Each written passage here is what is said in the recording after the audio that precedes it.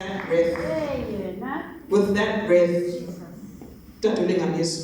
how does the fellowship of men, or how can we as the fellowship of men, okay, not we, but the fellowship of men, encourage and ensure active fatherhood? That the man that we see in church is the same man in society. Because I know my dad, in society he was the best dad. But back home, I was asking Tata Upi. With that same breath. Yeah. Let me start with an absent father. Why Tata Upi? Before I can talk with the church side. 1 year with the Pathfinders at the back there, we had all the boys, and we had invited, I don't know, somebody invited from, I can't remember, to talk to the boys from outside. One young man stood up and said, "My father, I do have a father. He's with me at home, but he's never there. I don't know my father." This young man was about 16, 17, 18. He says, "He's at home. I don't know him. Even if when I go to ask for him for advice for anything, he is not there. To me, he's just a father figure." That's number one. The next area is where fathers sometimes are ATM fathers.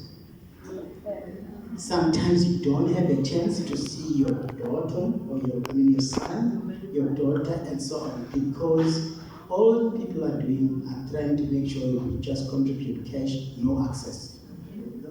Till today, I don't know which law. I know there's Children's Act.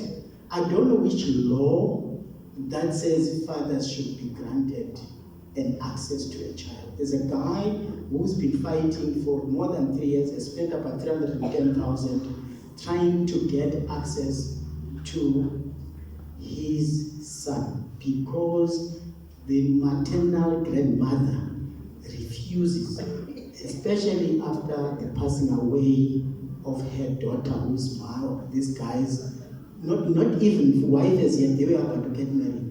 There are those battles. But the key thing that I also like is how do we show up? We need to show up. The last so the last story, and there was this guy, I think it's Edmund, I've shared the DVD or the video.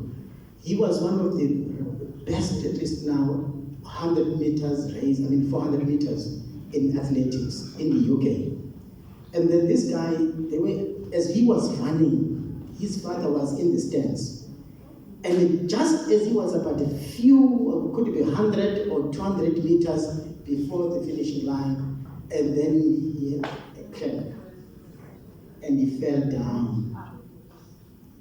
His father moved all the way from the stand, rushed to him, picked him up, and then he walked with him, limping as he was. He walked with him, and then just before the finish line, he let him at least go and finish. And everybody asked him, why? Why did you do that? And because he didn't win the race. And he was good. He could have won if it was not for the camp.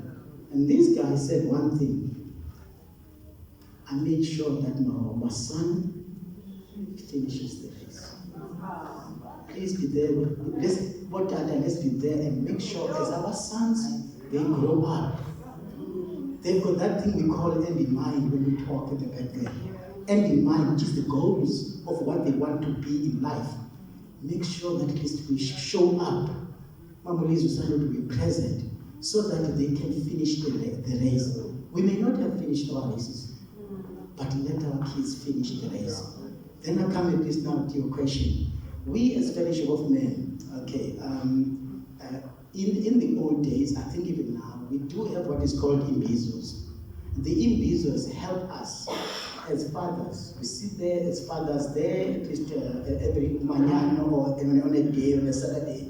And the way at least we try to teach one another or share experiences and share advices and share wisdom on how to raise our boys. Even now, during the men's, at least the health men's month next month, we do have a day where we as Fellowship of Men will have an imbizo with the kids and with our sons, and we'll be talking to them. Just one day, one Saturday, we'll be with our sons and make sure. So it's already in the program to do that.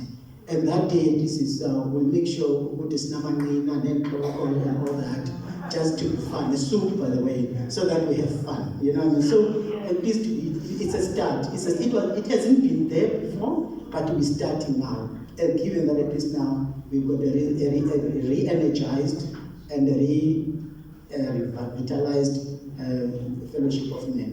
I don't know whether I answered the question. You have. Thanks.